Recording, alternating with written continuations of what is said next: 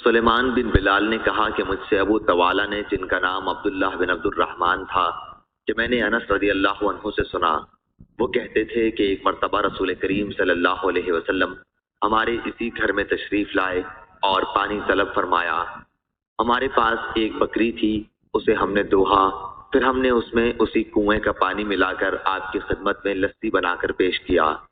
حضرت ابو بکر رضی اللہ عنہ آپ کے بائیں طرف بیٹھے ہوئے تھے اور حضرت عمر رضی اللہ عنہ سامنے تھے، اور ایک دیہاتی آپ کے دائیں طرف تھا۔ جب آپ صلی اللہ علیہ وسلم پی کر فارغ ہوئے تو پیالے میں کچھ دودھ بچ گیا تھا، اس لیے حضرت عمر رضی اللہ عنہ نے عرض کیا کہ یہ حضرت ابو بکر رضی اللہ عنہ ہیں، لیکن آپ نے اس دیہاتی کو عطا فرمایا۔